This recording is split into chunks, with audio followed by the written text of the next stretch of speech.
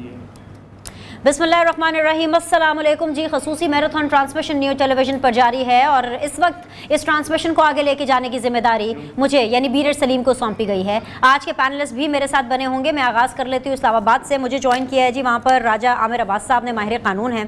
Lahore Studios में मेरे साथ मौजूद हैं फ़रीद रईस साहब, सीनियर एंकर पर्सन है, सीनियर एनालिस्ट हैं। हुज़ैफ़ा रहमान साहब ने मुझे ज्वाइन किया है, हमारी खुशकिस्मती है, और ये भी ऑब्वियसली सीनियर जर्नलिस्ट हैं। और अब से थोड़ी देर में नसरुल्लाह मलिक साहब भी हमारे साथ बन जाएंगे, वो बिल्कुल स्टूडियो में मौजूद हैं। जैसे ही वो ज़रा माइक अप होते हैं हम आपको भी उनसे रूबरू कराएंगे। लेकिन सबसे पहले मैं आप सब लोगों को क्विक अपडेट दे दूं। द क्विक अपडेट आज के दिन की क्या है। लेकिन आज के दिन की अपडेट जानने से पहले हमें ये देखना होगा कि पिछले एक हफ्ते में हम पाकिस्तानियों ने क्या कुछ नहीं देखा।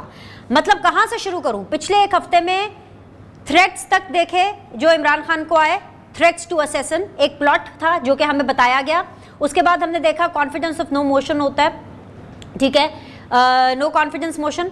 उसके बाद हमने देखा कि असेंबली तहलील करने की बात की जाती है। उसके बाद हमने फिर ये देखा कि मुशावरत की बात की जाती है आईनी बहरान को ख़त्म करने के लिए, किस तरह एक इंटरम सेटअप के लिए। उसके बाद फिर हमने देखा कि गद्दारी के फतवे भी दिए जाते हैं। फिर उसके बाद हमने इलेक्शन की सदाएं सुनी। और फिर उसके बाद हम ये भी देख रहे हैं कि सुप्रीम कोर्ट अस्कुत नोटिस ले रहा है और उस अस्कुत नोटिस केस की समाअत अभी भी जारी है। अब आज की अपडेट की बात करते हैं। लंबा सांस लेना पड़ेगा मुझे भी और आपको भी, क्योंकि पिछले एक हफ्ते में हम पाकिस्तानियों ने बहैसियत कौम वो सब कुछ देखा जो कि पाकिस्तान में इससे पहले इसकी तारीख में नहीं हुआ था। आज की अपडेट ये है कि वो जो अस्कुत नोटिस केस चल रहा था, जिसकी समाअत हो रही थी, वो अब कल सुबह 9:30 बजे तक के लिए मुलतवी कर दी गई है। अब कल सुबह जब 9-9:30 बजे हमारे मोतबर जजेस बैठेंगे तो ये उम्मीद की जा रही है कि शायद कल फैसला आ जाए, शायद परसों तक कोई एक आधा शॉर्ट ऑर्डर हम तक पहुंचा दिया जाए। वो इसलिए क्योंकि अभी सिर्फ और सिर्फ नईम बुखारी साहब के जो अटॉर्नी जनरल से उनके दलाइल रह गए हैं, बाकी अपोजिशन के जितने दलाइल थे वो मुकम्मल हो चुके हैं। ये तो मामला था सुप्रीम कोर्ट का और उसके अस्कुत नोटिस के समाअत का। अगर मैं पंजाब असेंबली की बात करूं आज के दिन, तो वो हॉट केक बना हुआ है। वहां पर मामलात लग ये रहा है कि मजीद हाथों से निकलते चले जा रहे हैं। वायलेंस इंतशार की तरफ सूरत हाल बढ़ रही है, क्योंकि पहले कहा यह गया था कि जो पंजाब असेंबली का सेशन है वो 6 तारीख को होगा, 6 को नहीं हुआ। उसके बाद 16 अप्रैल तक मुलतवी कर दिया गया, डिलेइंग टैक्टिक्स इस्तेमाल की गई। फिर उसके बाद रातों रात हमने देखा कि जी सेशन कॉल किया जाता है पंजाब असेंबली का आज 7:30 बजे। लेकिन वो जो बड़े स्पीकर हैं जो कि चौधरी परवेज लाई साहब है, उनके कहने के ऊपर पंजाब असेंबली के इर्द गिर्द खारदार तारे लगाई गई हैं। कोई अंदर जा नहीं सकता, मेंबर्स भी अंदर नहीं जा सकते, मीडिया को अंदर तक रसाई नहीं है। लेकिन अगर मैं छोटे स्पीकर यानी डेप्यूटी स्पीकर की बात करूं तो भाई उनके ऑर्डर तो सेक्रेटरी भी नहीं मान रहे हैं पंजाब असेंबली के। डेप्यूटी स्पीकर ने कहा कि भाई आज सेशन होगा 7:30 बजे, लेकिन नहीं। अब पाकिस्तान तहरीक इंसाफ ने कहा कि जी तहरीक अदम एतमाद होगी डेप्यूटी स्पीकर के अगेंस्ट। ऑपोजिशन PMLN और जो PTI को जो नाराज इनराफ मेंबरान का जो ग्रुप है वो मिल करके एक तहरीक अदम एतमाद लाना चाहते हैं परवेज इलाही साहब के अगेंस्ट, लेकिन एंट्रेंस अलाउड नहीं है। ये है अब तक की बहुत ज़्यादा अपडेट। राजा साहब मैं आपके पास सीधा आना चाहूँगी। राजा आमिर अब्बास साहब, किस तरफ हालात जाते हुए दिखाई दे रहे हैं? आप माहिर कानून हैं, क्या आप ये समझ रहे हैं कि कानून के तकाजे अभी तक पूरे हो रहे हैं और आगे भी पूरे किए जाएंगे? देखिए, कानून के तकाजे जहां तक तो बात है स्पीकर रूलिंग वाली नेशनल असेंबली की, वो तो अब सब जुडिस है सुप्रीम कोर्ट ऑफ पाकिस्तान में, और सुप्रीम कोर्ट ऑफ पाकिस्तान उस पर फैसला देंगे कि आया ये कानून के मुताबिक थी या नहीं, या आया जो रूलिंग्स आ चुकी हैं उसको अदालत में लाया ही नहीं जा सकता। तो ये बड़े टेक्निकल क्वेश्चंस हैं, क्योंकि ये पहली दफा एक ऐसा केस आया है, ये जो नेशनल असेंबली वाला है, कि जिसमें आर्टिकल 5 का जिक्र किया गया है। और आर्टिकल 5 में लॉयल्टी टू द स्टेट, और स्टेट के लॉयल्टी की बेस पे उन्होंने वो जो मोशन था नो कॉन्फिडेंस का, उसको किल कर दिया, खत्म कर दिया।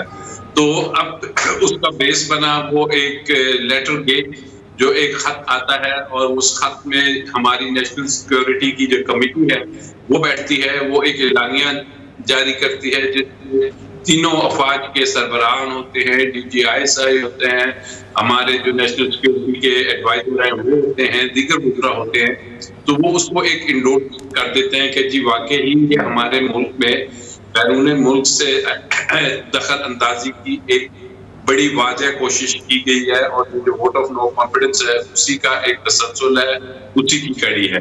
तो ये स्टेज पे जब वो किल हो गई, इसको चैलेंज किया गया सुप्रीम कोर्ट में कि आया जो डिप्टी स्पीकर हैं उनके पास ये इख्तियार है कि जब एक दफा आ जाए वोट ऑफ नो कॉन्फिडेंस, उसका काम सिर्फ नहीं है कि उसमें वोटिंग करानी है, क्या उस वोटिंग को वो रोक सकता है।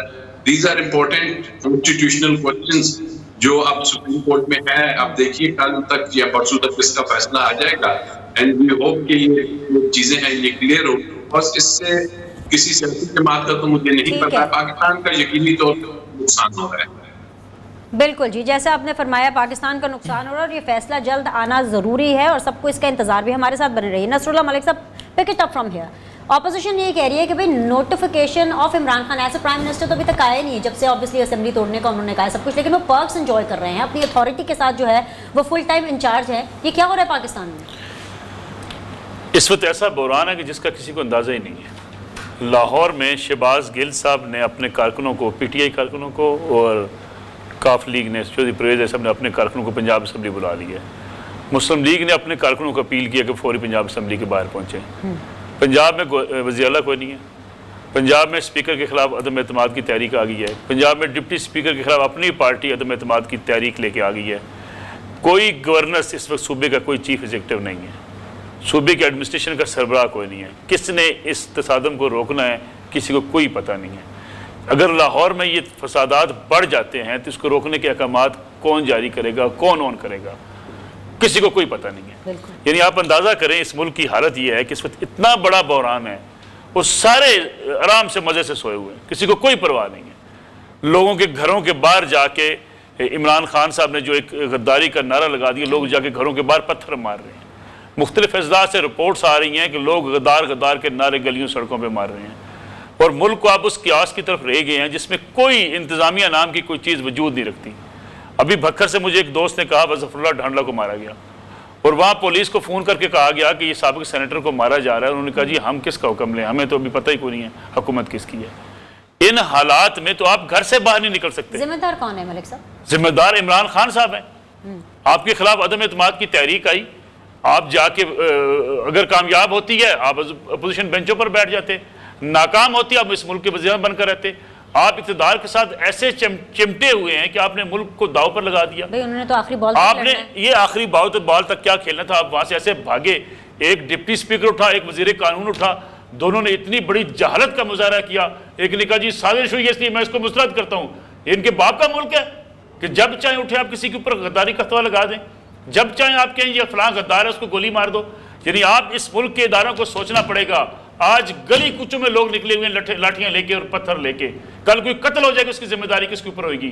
कल ये इमरान खान साहब वज़ारत उज़्मा की कुर्सी से उतर के नीचे उतरेंगे, इनको पता चल जाएगा। फवाद चौधरी साहब से पूछा गया फराह बीबी के बारे में सवाल, उन्होंने कहा जी किराए के टट्टू आ जाते हैं। यानी आप अंदाजा करें आपकी बर्दाश्त इस हद तक है कि आपसे सवाल नहीं पूछा जा सकता। आप कहते हैं हमसे सवाल ना पूछें। जिस प्रोटोकॉल से यहाँ से जिस तरीके से आपने उसको बाहर भेज दिया, फिर आज कहा जा रहा है कि उसका पार्टी के साथ ताल्लुक कोई नहीं है। भाई आपकी सारी बरी गाला से बैठ के खातून अव्वल और फराह बीबी उस्मान बुज़दार सब साथ मिल के यहाँ पंजाब में ट्रांसफर पोस्टिंग करते रहे।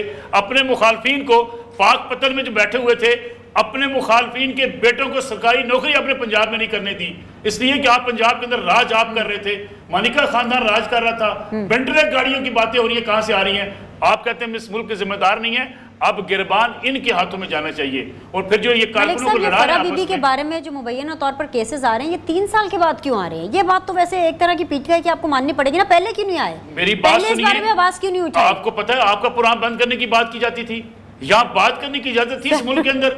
सुने मेरी बात सुने, आज ये पेमरा की जो लाठी इस्तेमाल की जाती थी आपको पता है? बुलाए पेमरा के चेयरमैन को अदालत के अंदर। सर अगर आज मेरी बात सुने, चेयरमैन को सुप्रीम कोर्ट बुलाए और बुला के पूछे कि रेगुलेटरी अथॉरिटी जो इंडिपेंडेंट अथॉरिटी थी उसमें कन्फ्लिक्ट ऑफ इंटरेस्ट के साथ अपॉइंटमेंट्स किसने की? प्राइम मिनिस्टर सेक्रेटरी ने की। फिर वहां पे COC जो बनी, council of complaint committee, PTI के कारकुन किसने वहां भर्ती किए? प्राइम मिनिस्टर इमरान खान ने भर्ती किए। फिर पेमरा को यह कहा गया ये खबर चलेगी, ये नहीं चलेगी, ये प्रोग्राम चलेगा, ये नहीं चलेगा, इसके खिलाफ खबर चलेगी, हम जुर्माना कर देंगे। जुर्मानों की अंबार लगा दी है TV चैनल्स को। ये पेमरा को कंट्रोल कर रहे थे, एक इंडिपेंडेंट अथॉरिटी को जिस तरीके से इन्होंने इस्तेमाल किया। बुला के पूछ लें चेयरमैन पेमरा को कि आपको कहां से हिदायत मिलती थी? एक फाशिज्म आपने शुरू की थी और आज इक़्तिदार से उतरने के बाद आप आप लोगों के सवाल नहीं सुनना चाहते, आप लोगों से बात नहीं करना चाहते, या एमपीज आपके खिलाफ वोट देना चाहते हैं, आप अपने कारकुनों को कहते हैं आए उनका घेराव कर लें। वो भाई आप होते कौन है? पहला इलेक्शन हुआ, आप हारे, आप 35 पंचर का बहाना लगा के पार्लियामेंट के सामने जाके बैठ गए, आपने उस पार्लियामेंट को नहीं चलने दिया। अब आप इक़्तिदार से निकलते हैं, आप कहते हैं मैं फिर इक़्तिदार नहीं चलने दूंगा। भाई आपके बाप का मुल्क है कि आपके इक़्तिदार में रखे तो ये मुल्क ठीक है, आप इक़्तिदार से निकले तो ये मुल्क गलत है। ये आप इंतहा होती चली जा रही है, कहीं ना कहीं इसको रोकना पड़ेगा, इसको रोकना पड़ेगा। और ये इसी तरीके से मैं अदालत से भी बासद एहतराम गुजारिश करूं, इसको लटकाते रहे और माशाल्लाह 4 दिन सड़कों पर लाशें गिरी होंगी, उसकी जिम्मेदारी किसकी होगी? ये मलिक साहब की जो बात है ना, सिर्फ एक सहाफी की बात नहीं है, ये पाकिस्तान के हर उस जी शौर शख्स की आवाज है जो एग्रेशन, जो परेशानी आप मलिक साहब की बातों में देख रहे हैं ना। दो टके के लोंडे मीडिया पे आके, सोशल मीडिया पे आके हमें गालियां देती हैं। हिम्मत है, मैं तो कहता हूं ट्विटर पे गालियां देने वालों, हिम्मत है अपने नाम से ट्वीट करो, हिम्मत है नाम लेके सामने आओ, अपने घर का एड्रेस दो कि हम तुम्हें गाली दे रहे हैं, फिर तुम्हें हम याद कराएं इस पाकिस्तान के अंदर कि तुम्हें नानी कैसी याद कराएं। ये सोशल मीडिया टीमें बनाकर प्राइम मिनिस्टर हाउस के पैसे देकर वहां से लोगों को जनाब डिक्टेशन देकर कि किसके खिलाफ मुहिम चलानी है। मलिक साहब रोजा है, मुहिम चलने वाली नहीं है, जज्बाती ना हो, अभी टाइम है इफ्तारी में, रिलैक्स करें जरा थोड़ी देर। मैं जानती हूँ बड़ी मुश्किल हालात है, इतने ही खराब है। आप बिल्कुल ठीक कह रहे हैं मलिक साहब, आपसे ये लाहौर बंद पड़ा है ना, ये आपका मेन बुलेवार्ड बंद पड़ा है, पता है पुलिस ने बंद किया हुआ है कि यहाँ से जनाब कारकुन एहतजाज करना चाहते हैं। क्या हुज़ैफा रहमान खबर दें भाई, मतलब क्या मलिक साहब ने तो पूरा आप स्केच एक तरह से कर दिया, अब आप मजीद कोई खबरें अगर हैं रह गई हैं जो मलिक साहब ने नहीं दी वो प्लीज़ दें मुझे। आपने भी नहीं बड़ी बिल्कुल दुरुस्त अक्कासी की, क्योंकि मलिक साहब ने अपने 4 से 5 मिनट के एनालिसिस में समंदर को कूजे में बंद कर दिया है, और मैं इनकी बात बड़ी तवज्जो से सुन रहा था। ये एक सहाफ़ी की या एक एनालिस्ट या एंकर की आवाज़ नहीं थी, ये बेसिकली उन्होंने पब्लिक पल्स की बात की है, यानी एक आम पाकिस्तानी दायरा दीन पनाह से लेकर रुझान मज़ारी तक और रुझान मज़ारी से लेकर अटक तक क्या सोच रहा है। जो इस वक्त सूरत हाल है ना, जो मलिक साहब ने भी अदालतों के बारे में बात की, ज़ाहिर है मामला सब जुडिस है, एक हद से ज़्यादा हम ज़ाहिर बात इस वक्त नहीं कर सकते, ज़ाहिर है एक जो आइन की एक रिस्ट्रिक्शन है उसमें हम हैं। लेकिन मैं एक शेर की सूरत में ज़रूर कहूँगा कि मिज़ान अदल तेरा झुकाव है जिस तरफ, लोगों ने इस तरफ से बड़े ज़ख्म खा लिए। और इम्पॉर्टेंट जो बात यहाँ पर कर रहे हैं कि आपने बड़ा एक क्वेश्चन रेज़ किया कि भाई फ़रा और उनके वज़ीर आज़म साहब की जो बेगम साहिब हैं उनकी करप्शन की बात पहले क्यों नहीं हो रही थी। मलिक साहब ने बिल्कुल ठीक बात की है कि मीडिया पर इतना कंट्रोल था कि पाकिस्तान का एक सफ़ेबल का चैनल वो अपने सफ़ेबल के एंकर को ऑफ एयर कर देता है, 7-8 महीने वो ऑफ एयर रहता है, फिर जब उनके इश्तारात बंद करते हैं तो फिर उसको ऑन एयर करते हैं कि लड़ाई तो हुकूमत से वैसे ही हो गई है। तो पंजाब के अंदर आप अवामी राय का कोई सर्वे उठाकर देख लें, किसी ब्यूरोक्रेट से बात कर लें, ये बात ज़बान ज़दे आम थी और बाकायदा इसके एविडेंस मौजूद हैं। पंजाब में कभी हम देखें सिंध के अंदर बैड गवर्नेंस रही, KPK में रही, बलूचिस्तान में रही। पंजाब वो धरती है कि यहाँ पर मैं अगर आपको खुल के बात करूँ, अगर कोई कोर कमांडर कराची लगा हुआ है, कोई कोर कमांडर कोयटा लगा हुआ है, उसकी फैमिली लाहौर में रहती है। हम साउथ पंजाब से नौकरी इस्लामाबाद में कर रहे हैं, फैमिली लाहौर में सेटल्ड है, तो यानी हर बंदे ने लाहौर में आना है, और लाहौर ज़ाहिर है पंजाब का दिल है और पूरे पंजाब की रिफ्लेक्शन होती है। ये फर्स्ट टाइम हमने देखा कि इतनी बैड गवर्नेंस थी पंजाब में, इतनी बैड गवर्नेंस थी कि यहाँ पर DPO, DCO, कमिश्नर, RPO के जो तैनाती हैं वो पैसे देकर होती थी। मियाँ शहबाज शरीफ की बहुत सारी चीज़ों से आप इख्तलाफ कर सकते हैं, लेकिन उनके दौर में मुक्तदर हलकों को भी एक एतराज़ था, उनके चीफ सेक्रेटरी को भी एतराज़ रहता था कि कम से कम DPO, DCO, कमिश्नर, RPO की पोस्टिंग शहबाज शरीफ खुद इंटरव्यू करके लेते हैं। अगर मुझे आप 1 मिनट इजाजत देते, मैं मेरा गुस्सा फिर ठंडा हो जाना है। ये फैसल शेर जान साहब जिनको एग्जीक्यूटिव मेंबर बनाया गया है, HSN कॉलेज के मौसूफ के जूनियर है, पता है आपको सारा। आप कहते हैं ना कौन कंट्रोल करता था पेमरा को, वो ट्वीट करते हैं चैनलों के खिलाफ। पेमरा का काम है रेगुलेट करना, फैसिलिटेट करना, मॉनिटर करना, और हम अगर अभी कोई गलत खबर दें हमें कटहरे में खड़ा करना, ना कि हुकूमत का तर्जमान बन के, आलाकार इमरान खान का बन के। ये फैसल शेर जान सब कल मिले हैं प्राइम मिनिस्टर पाकिस्तान से, एक इंडिपेंडेंट बॉडी है, अथॉरिटी है, उसका एग्जीक्यूटिव मेंबर जिसको ये चेयरमैन बनाने के लिए पर तोड़ चुके थे। जरा फवाद चौधरी साहब रास्ते में रुकावट थे, वरना ये तो फैसल शेरजान साहब चेयरमैन पेमरा बनने के चक्कर में है।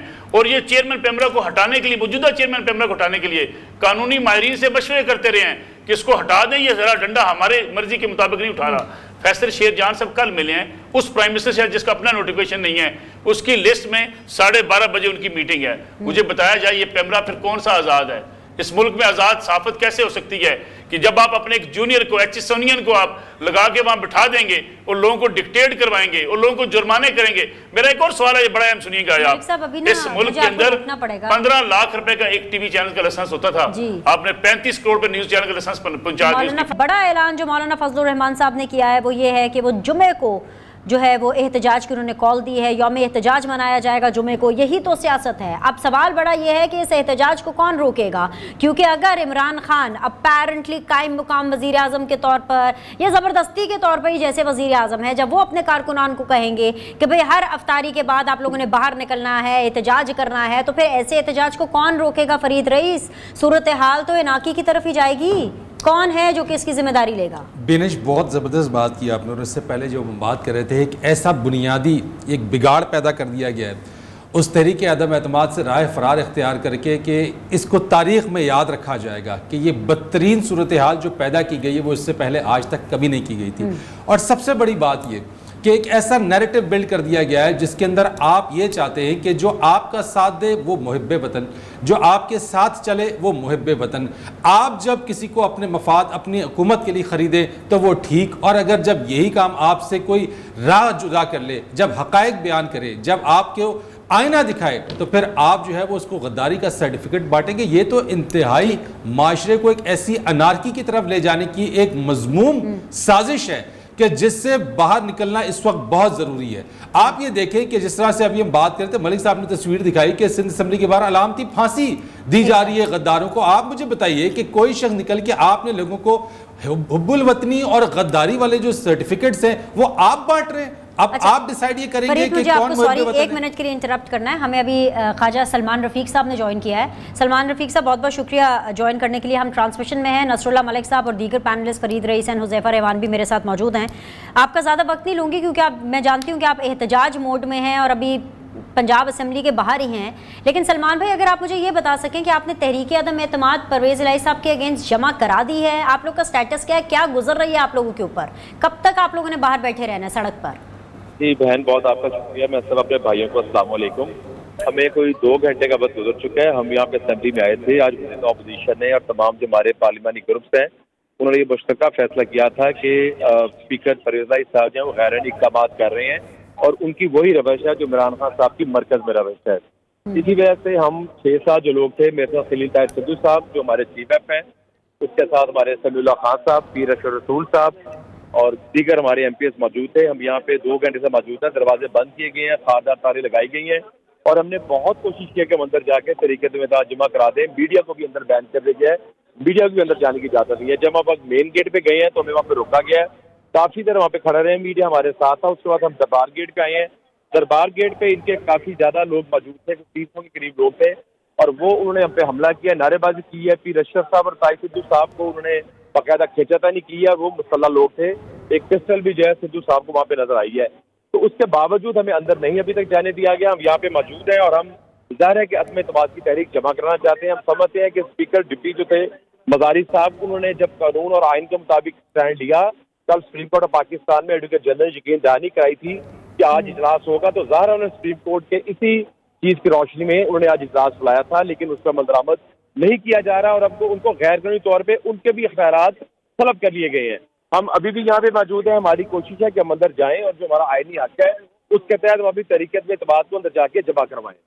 लेकिन सलमान भाई, अगर आपको अंदर नहीं जाने देते, आज सेशन नहीं होता, वहां से मौलाना फजल, मैं आपको बता देती हूँ, पता नहीं आप तक खबर पहुंची कि नहीं पहुंची, PDM के जो सरबराह है मौलाना फजलुर रहमान, उन्होंने जुमे को यौम एहतजाज मनाने का कहा है। तो आपकी पार्टी का, ऑपोजिशन का पंजाब में अगला लाहे अमल क्या होगा? भाई वो नहीं जाने दे रहे, खारदार तारे लगी हुई हैं, आप बाहर बैठे हैं, कब तक बाहर बैठ के इंतजार करेंगे? प्लान B क्या है? इजलास तो सर 16 को होना है, इजलास तो 16 को ही होना है। कोर्ट का देखिए, पहली बात है कोर्ट का रास्ता मौजूद है। सुप्रीम कोर्ट में जो केस लड़ा हुआ है, कल फिर सुप्रीम कोर्ट हियरिंग है, पंजाब का केस वहाँ पे मौजूद है। आज उन्होंने ये कहा है ऑनरेबल कोर्ट ने कि डिप्टी स्पीकर है बागे जना में भी वो इजलास कर सकते हैं। उसके साथ उन्होंने ये भी कहा कि हाई कोर्ट का फोरम भी मौजूद है। तो आज शाम को हम अपने लीगल एडवाइजर से पहली बात है इस पर हम डिस्कशन करेंगे और अगर जरूरत होगी फिर हम हाई कोर्ट में जाएंगे, वरना सुप्रीम कोर्ट हमारे पास मौजूद है। हमें उम्मीद है कि हमें वहाँ से इंशाल्लाह कानून और आइन के मुताबिक जो भी डायरेक्शन है उनकी वो मिलेगी। दूसरा जो आपने यौम एहतजाज की बात की है, ज़ाहिर मुस्लिम लीग नून PDM का हिस्सा है, मौलाना फजल उसके कायद हैं, जो भी हमारी जमात कहती है कि हम बिल्कुल पुरअमन प्रोटेस्ट के लिए तैयार हैं, हमारे वर्कर्स तैयार हैं, हम इलेक्शन के लिए भी तैयार हैं, लेकिन हम ये चाहते हैं कि पहले जो गैर आईनी काम किया गया है ये रिवर्स हो, और उसके बाद बिल्कुल अभी हमने कैंट बोर्ड का इलेक्शन लड़ा 4 माह पहले बहन, उसके तमाम रिजल्ट जो है वो पूरी कौम के सामने हैं। हम सुरखरू होंगे, मुतहदा ऑपोजिशन सुरखरू होगी और हम अपनी जदोजहद जारी रखेंगे। जी मलिक साहब, आप कुछ पूछना चाह रहे हैं सलमान साहब से?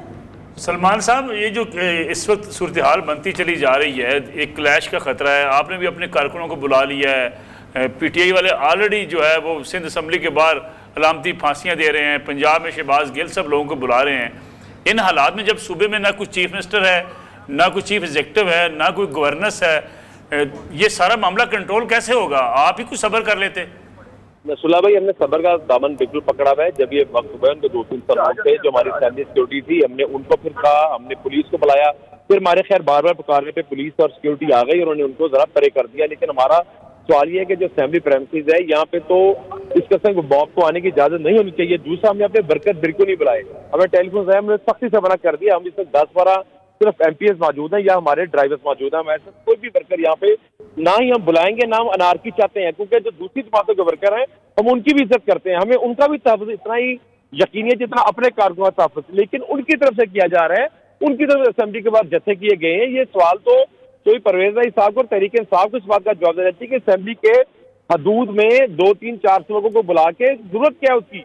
यहाँ पे तो एमपीएस की नंबर गेम है, एक आईनी तरीकाकार है, 200 लोग हमारे पास मौजूद है, इलेक्शन होना चाहिए, उसमें अगर हमदा शहबाज के साथ लोग ज्यादा है तो वज़ीर आला बनना चाहिए, अगर परेजा साहब ज्यादा तो परेजा साहब को बनना चाहिए। अदम एतमाद हमारा हक है, डिप्टी स्पीकर के खिलाफ जो अदम एतमाद जमा कराई है, हम स्पीकर के खिलाफ अदम एतमाद जमा करा रहे हैं, तो हमें हमारे आईनी हक से महरूम न किया जाए। खारदार तारे लगाई गई हैं, दरवाजे बंद कर दिए गए हैं, ना एमपीएस जा सकते हैं, ना मीडिया अंदर जा सकता है। तो ये तो एक मार्शल्ला सोच है जो इमरान खान साहब और उसके इत्तेहादियों की सोच है। अच्छा सलमान रफीक साहब, हुज़ैफा रहमान, मैं आपसे एक सवाल करना चाह रहा हूँ। जिस तरीके से अनकॉन्स्टिट्यूशनल अनलॉफुल काम पिछले 4-5 दिन से इस मुल्क में चल रहा है और आपके पास एक लंबी चौड़ी कानूनी माहिरीन की वकला की टीम है और आप लोगों को नज़र भी आ रहा है कि इस वक्त एग्जीक्यूटिव के जो इदारे हैं वो भी अनलॉफुल अहकामात मान रहे हैं, जो भी गवर्नर या कायम मकाम वज़ीर आला की शक्ल में मौजूद है या स्पीकर की तरफ से। तो अब तक आप लोगों ने कोई स्ट्रेटजी नहीं सामने आई कि भाई आप सुबह हाई कोर्ट जाते, कोई हाई कोर्ट से इंटरिम ऑर्डर लेकर आते, फिर असेंबली की तरफ जाते, तो इसको इतना पेचीदा कर रहे हैं, तो आप क्या समझते हैं कि इसमें हाई कोर्ट नहीं जाना चाहिए था आप लोगों को? हमने कल शाम डिस्कशन की थी, चूंकि केस सुप्रीम कोर्ट में मौजूद है, हमारी पंजाब वाले सीएम पे दाखिल है, तो हमने यही सोचा कि सुप्रीम कोर्ट इससे पहले फैसला कर दे। अगर सुप्रीम कोर्ट हमें कल डायरेक्शन देगी फिर हम हाई कोर्ट में जरूर जाएंगे, लेकिन ज़ाहिर हाई कोर्ट में जब हम अपनी एप्लीकेशन जमा कराएंगे तो वहाँ भी पैनल बनेगा और 2-4 दिन लग जाएंगे। तो हम समझते हैं कि हमें सुप्रीम कोर्ट से कल तक कोई ना कोई फैसले की या कोई ना कोई डायरेक्शन की उम्मीद है, क्योंकि जब वहाँ पे एडवोकेट जनरल ने यकीन दहानी करा दी पंजाब हुकूमत की बिहाफ पे कि आज इजलास होगा और उस बिहाफ पे डिप्टी स्पीकर ने ऑर्डर जारी कर दिया, तो फिर तो ये पंजाब हुकूमत या स्पीकर साहब तो सुप्रीम कोर्ट के कंटेम्प्ट के मुर्तकिब हो रहे हैं। सलमान भाई, अब तो वो सुप्रीम कोर्ट ने तो कह दिया है वाज़ेह तौर पे कि इस पंजाब असम्बली के मामले के अंदर मुदाखलत नहीं होगी या नहीं देखेंगे इसको। अब क्या करेंगे, क्या लाहेअमल इख्तियार करेंगे? हम यहाँ से आज शाम को बैठेंगे, जो हमारे लीगल एडवाइजर सुप्रीम कोर्ट में उनसे और जो हमारे प्रोफेशनल से बात करेंगे। अगर हमें कहा जाएगा तो हम कल हाई कोर्ट बिल्कुल चले जाएंगे, मगर बहरहाल लीगल एडवाइजर ही इसका करेंगे फैसला और ये आज हम अफ्तारी के बाद कर लेंगे इंशाल्लाह। ठीक है, ठीक है, बहुत बहुत शुक्रिया सलमान रफीक साहब and all the very best. बस ये मैं इस दुआ के साथ आपको भी छोड़े जाती हूँ और आपको वक्त का शुक्रिया अदा करूँगी कि जो पाकिस्तान है उसके अंदर जो है ना सैनिटी, अमन व अमान प्रिवेल करनी चाहिए, आइन का जो ये तहफ़्फ़ुज़ है वो बिल्कुल यकीनी होना चाहिए और हम सब का इस चीज़ को इंतज़ार है, शिद्दत से इंतज़ार है। जी नसरुल्लाह मलिक साहब, सिचुएशन जो है ना वो बड़ी सीरियस होती जा रही है। अभी सलमान साहब की भी बात सुन रहे हैं, सलमान साहब की एक बात बड़ी अच्छी है जी, मैं अप्रिशिएट करना चाहिए जी। उन्होंने कहा कि हमने अपने कारकुनों को मना किया और रिस्पॉन्सिबिलिटी है PMLN की भी। देखिए मसला क्या, मैं कारकुनों से भी कहता हूँ जो बाहर लाठियां लेके निकले हैं, पत्थर लेके निकले हैं किसी अपने PMLN के कारकुन को मारने के लिए, पीपल्स पार्टी के कारकुन मारने के लिए, या PMLN का कारकुन PTI के किसी कारकुन, खुदा के लिए कोई होश के नाखून पकड़ो यार, खुदा के लिए। ये पोलिटिकल पार्टीज हैं, इमरान खान को पता है वो झूठे इल्जाम लगा रहा है, उससे कुरान पे हाथ उठा के पूछो उससे, इमरान खान से, क्या तुम सियासत के लिए रियासत मदीना इस्तेमाल नहीं कर रहे? क्या तुम सियासत के लिए तस्बीह नहीं पढ़ रहे? क्या तुम सियासत के लिए ये गद्दारी के इल्जाम नहीं लगा रहे? ये वही नवाज शरीफ है ना जिसके मियाँ नवाज शरीफ साहब के ये गुण गाया करते थे।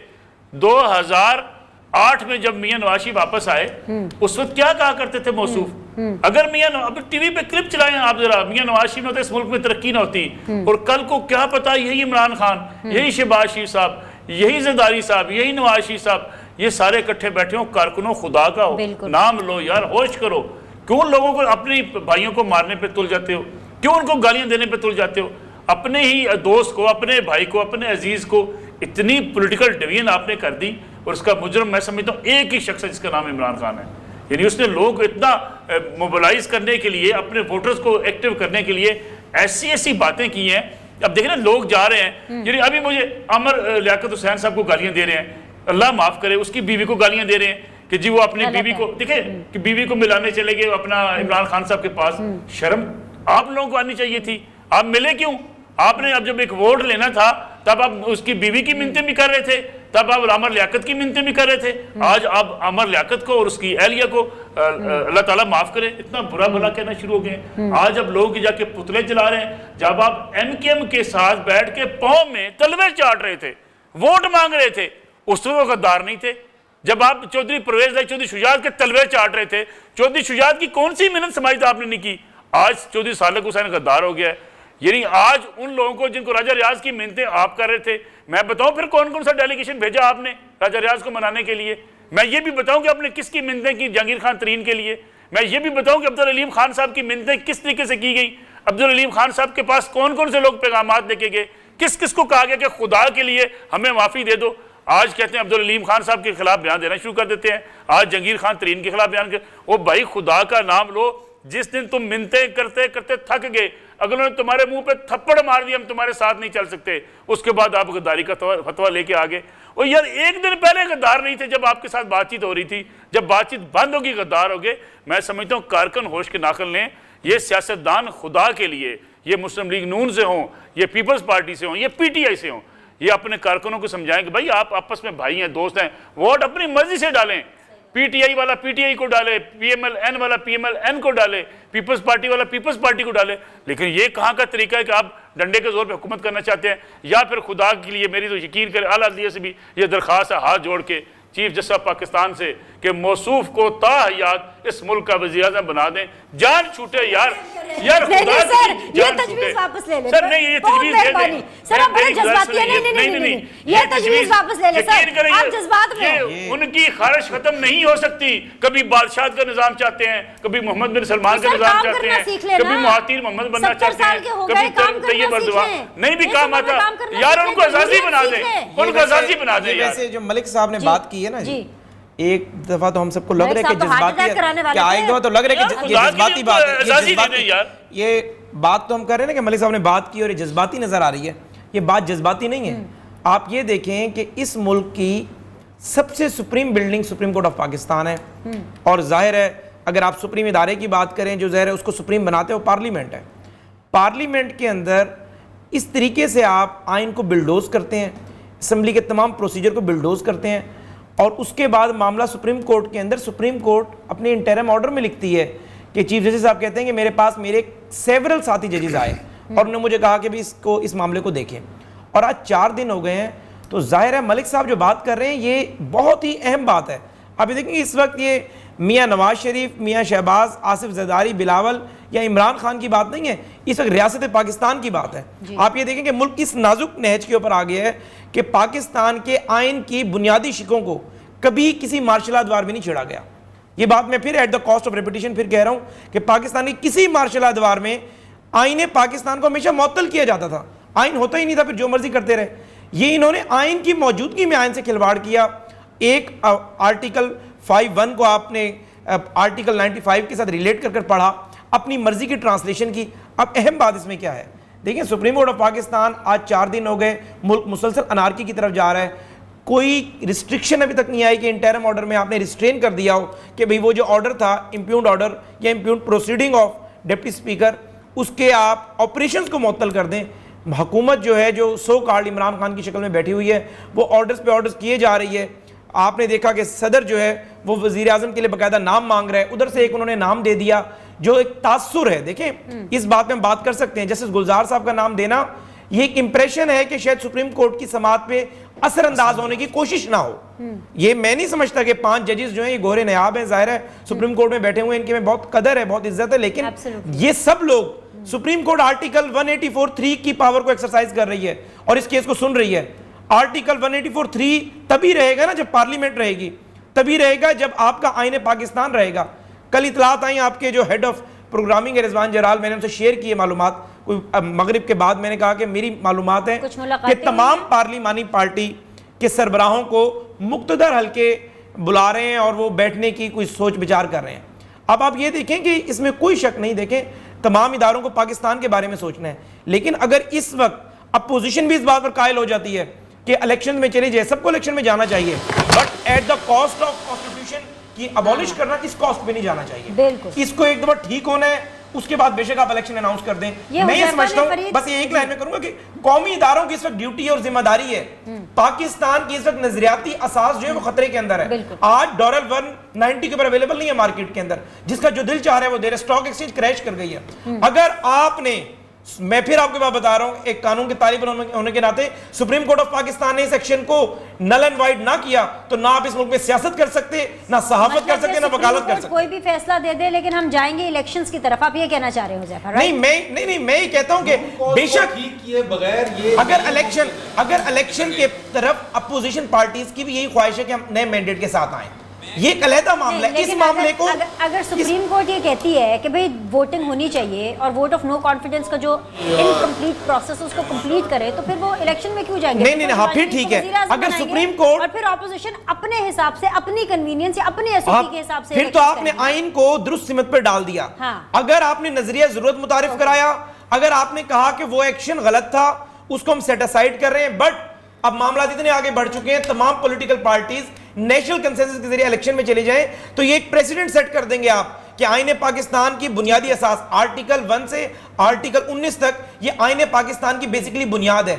इनमें से किसी भी आर्टिकल को आप छेड़ दें, रूलिंग दे दें, supreme court of Pakistan null and void कर देगी, बट बादियों नजर आपको इलेक्शन की डायरेक्शन भी दे देगी। ये पाकिस्तान के अंदर कोई कारोबारी शख्स इस मुल्क में नहीं आएगी, पूरी international stakeholders, IMF, world bank, सब आपके ऊपर निगाह जमाए हुए हैं कि इस मुल्क के अंदर आइन के साथ एक डिप्टी स्पीकर की रोलिंग बिल्डोज करता है और सुप्रीम कोर्ट ऑफ पाकिस्तान और पाकिस्तान के कौमी सलामती के इदारे क्या कर रहे हैं।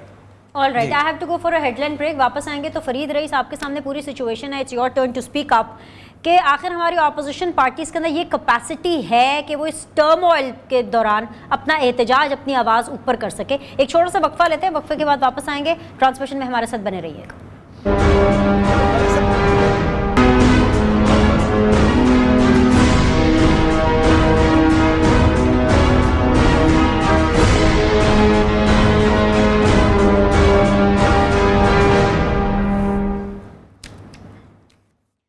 ब्रेक के बाद आप लोग को खुशामदीद कहते हैं। आप देख रहे हैं खुसूसी मैराथन ट्रांसमिशन न्यू टेलीविज़न पर, और इस हिस्से में भी मेरे साथ बने हुए नसरुल्लाह मलिक, फरीद रईस साहब, हुज़ैफर रहमान साहब है मेरे साथ मौजूद, और इसके अलावा मुझे फवाद अहमद साहब ने भी ज्वाइन किया है। अब से थोड़ी देर में कामरान मुर्तज़ा साहब भी जो है वो हमारे साथ बने होंगे। जैसे उनका कनेक्शन हमारे साथ बहाल होता है हम आपको उनके साथ भी रूबरू कराएंगे। Farid, starting from you, because आपके लिए सवाल छोड़ के गई थी, क्या हमारी ऑपोजिशन जमातों के अंदर ये कैपेसिटी है कि वो इस टर्मोइल में अपनी आवाज़ उठा सके? बिल्कुल कैपेसिटी क्यों नहीं है उसके अंदर, और वो आवाज उठा के देते। देखिए सारी निगाहें इस वक्त है सुप्रीम कोर्ट के ऊपर। हम जिस चीज़ के ऊपर बात करें कि अब जैसे उन्होंने कल की जो समाअत है, उन्होंने कहा सुबह 9 बजे 9:30 बजे से स्टार्ट करेंगे। होना तो ये चाहिए था कि आइन को जब बुलडोज किया गया है, उस आइन को बुलडोज करने की अगर उन्होंने खुद वो बैठे, उनको खुद ये एहसास हुआ और वो ये खुद समझते हैं कि कुछ गलत हुआ है, तो फिर उन चाहिए था कि रोजाना की बुनियाद पर समाअत करते, सुबह 9 बजे से बैठते और एक ही दिन के अंदर इस सारे मामले को रिजॉल्व करते। अपोजिशन यही वो बात कर रही है। अपोजिशन ने ये नहीं कहा कि वो इंतखाबात नहीं चाहते, अपोजिशन ये नहीं चाहती है कि वो इलेक्शन से भाग रहे हैं। अब एक नैरेटिव एक और बनाया गया है कि जनाब आप ही तो कहते थे इलेक्शन में जाना है, अब आप जो है वो जब हम बात कर रहे हैं तो अब इलेक्शन से भाग रहे हैं। भाई वो इलेक्शन से भाग नहीं रहे, वो इलेक्शन में जाना चाहते हैं। वो कहते हैं कि इलेक्शन कराएं आप, लेकिन उसके साथ साथ जो आइन की बुनियादी चीज है, मैं समझता हूं कि ये एक रूट कॉज है। अगर आज तारीख में इस रूट कॉज को ठीक ना किया गया तो मुल्क के ऊपर, आइन के ऊपर, जमहूरियत के ऊपर ऐसे संगीन खतरात ज्वाइन किया है। बिल्कुल, ये taking it from Farid rice साहब। कामरान मुर्तज़ा साहब माहिर कानून है, बहुत बहुत शुक्रिया कामरान साहब ज्वाइन करने के लिए। सर, ये जो समाअत है सुप्रीम कोर्ट की, जो अस्कुद नोटिस केस की समाअत हो रही है, ये अब कल तक मुलतवी कर दी गई है। जितना जितना डिले होता जा रहा है कामरान साहब, एक कॉन्स्पिरेसी थेरीज भी इसमें आती जा रही हैं। आप क्या समझते हैं कि सुप्रीम कोर्ट के हवाले से जो मामलात हैं वो किस तरफ जा रहे हैं? देखिए, अदालतों के हवाले से कंस्पिरेसी थ्योरी जो है ना, उस पे बात करना मेरा ख्याल है गैर मुनासिब हो जाएगा, क्योंकि अगर अदालत का ये जो हमारा पिलर है ये भी अगर डैमेज हो जाए तो फिर पहले इस मुल्क में बाकी पिलर्स जो है ना उनकी कोई अच्छी सूरत हाल नहीं है, तो फिर इसके ऊपर अगर उंगलियां उठने लग जाए तो मजीद खराबी पैदा हो जाएगी, फिर मुल्क चलने जोगा नहीं रहेगा। तो let's hope for the good, जो भी होगा मुल्क के लिए अच्छा होगा, दस्तूर के मुताबिक होगा, और अगर नहीं होगा तो यकीनन जो है ना वो पब्लिक प्रॉपर्टी होगी, वो जजमेंट, और वो फिर उसको लेके लोग डिस्कस कर सकेंगे जैसे जस्टिस मुनीर की बातों को डिस्कस करते हैं। तो अगर अच्छा होगा तो फिर किसी और इस हिसाब में डिस्कस करेंगे, और बुरा होगा तो फिर किसी और तरह से डिस्कस करेंगे। मगर कल तक हमको इसका वेट करना है। केस कंक्लूजन की तरफ जा रहा है, और अली जफर साहब जो है ना वो लेग्स पे थे आज, और उनको 5-10 मिनट और चाहिए थे, तो यकीनन वो कंक्लूड कर लेंगे। फिर सदीकी साहब हैं और नईम बुखारी साहब, और उसके बाद अल्टीमेटली अटॉर्नी जनरल साहब हैं। तो कल उन्होंने टाइम भी 9:30 बजे रख दिया, तो मेरा ख्याल है कल बहुत ज़्यादा टाइम नहीं लगेगा। उसके बाद वो रिजर्व करते हैं या अनाउंस करते हैं शॉर्ट ऑर्डर, ये उनकी डिस्कशन। जी मलिक साहब, कमरान साहब, जो मुल्क के अंदर इस वक्त सूरत हाल है, अभी पंजाब की मिसाल ले लें, स्पीकर के खिलाफ अदम एतमाद की तहरीक, डिप्टी स्पीकर के खिलाफ अदम एतमाद की तहरीक, CM मुस्ताफ़ी हो चुके हैं, कारकुन सड़कों पर हैं। अभी JUI फे मौलाना फजल रहमान साहब भी कॉल दे चुके हैं जुमे के रोज़ अपने कारकुनों को बाहर निकलने की। PTI के कारकुन असम्बली का घेराव कर रहे हैं। इस हालात में तो कोई हुकूमतदान की कोई चीज़ नहीं है, पुलिस किसके अहकामात माने, DC किसके अहकामात माने। इस सिचुएशन में आप समझते नहीं हैं कि कुछ स्पीडी कोई ऐसा फैसला आना चाहिए, या कम से कम रियासती इदारों को ये बात समझनी चाहिए कि हालात किस तरफ जा रहे हैं? अब तो लोग पाकिस्तान के बारे में मजाक उड़ा रहे हैं, बनाना रिपब्लिक कह रहे हैं। पाकिस्तान का मजाक जो है ना वो इसलिए उड़ाया जाता है कि हम दस्तूर पे अमल नहीं करते। अदालत का काम कोई कॉम्प्रोमाइज़ करवाना नहीं होता, कोई राजीनामे करवाना नहीं होता, या कोई दरमियाने रास्ते जो है ना वो निकालना नहीं होता। अदालत का काम दस्तूर की वायलेशन हुई है तो बताना है कि वायलेशन हुई है, और उसकी कोई कॉन्स्टिट्यूशनल रिलीफ है तो वो दे दें, और अगर नहीं है, अगर दस्तूर की वायलेशन नहीं हुई है तो वो बता दें कि दस्तूर की वायलेशन नहीं हुई है।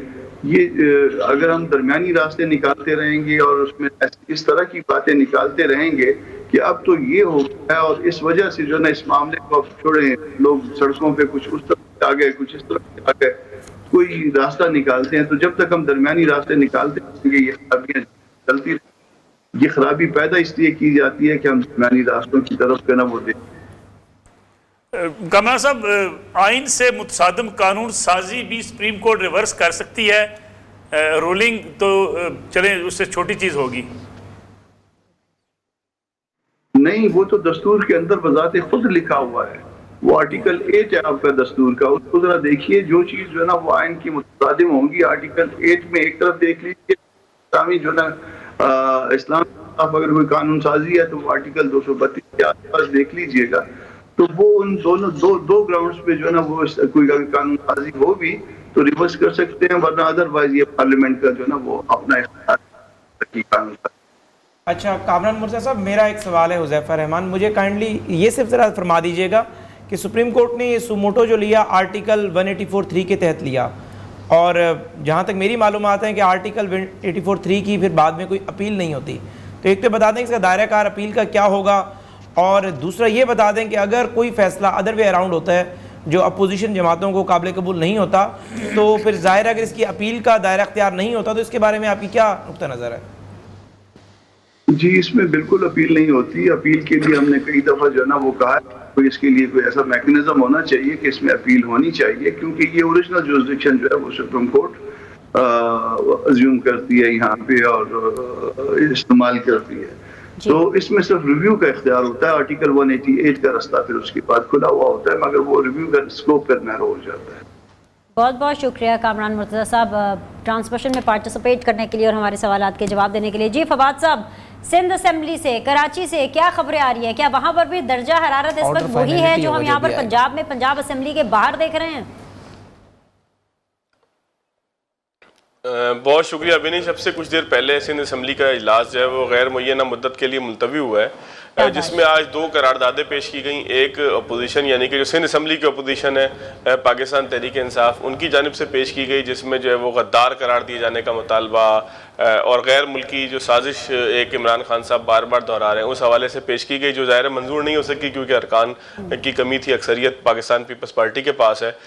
दूसरी करारदाद जो निदा खोड़ो ने पेश की और वो स्पीकर कौमी असम्बली कासिम सूरी साहब का जो एक्ट है उसके खिलाफ उसकी मजम्मत में पेश की गई, जो मंजूर की गई कर ली गई, जिसमें जो है वो MQM के अरकान भी पहली मरतबा शामिल हुए। वरना MQM ज़ाहिर है कि अपोजिशन बेंचों पे थी, लेकिन इस दफ़ा उन्होंने हुकूमत की यानी कि सिंध हुकूमत की हिमायत करते हुए इस करारदाद को मंजूर किया है। लेकिन इससे ज़्यादा मज़े का मामला जो है वो पार्लियामेंट के अंदर और पार्लियामेंट के बाहर पाकिस्तान तहरीक इंसाफ ने किया कि जहाँ पर उन्होंने एक पुतले को फांसी दी, असम्बली की बिल्डिंग से टांग दिया और कहा कि ये गद्दारों का पुतला है और अलामती तौर पे हम इसको फांसी दे रहे हैं। इसके अलावा असम्बली के अंदर भी पोस्टर और बैनर और वो जो एक कतबे होते हैं वो उठा के तहरीक इंसाफ के कारकुनान खड़े हुए थे और महसूस ये हो रहा था कि ये जो लड़ाई कौमी असम्बली से शुरू हुई थी अब ये सिंध असम्बली तक भी पहुँच चुकी है, जो इससे पहले पंजाब असम्बली के अंदर हमने देखा कि तोड़ फोड़ की सूरत में मंतज जिसका अंजाम हुआ था। लेकिन इसमें सबसे अहम बात जो है वो बिनिश वो ये है कि जब आप जमहूर की बात नहीं मानते, जिस तरह पंजाब असम्बली के अंदर हम देख रहे हैं कि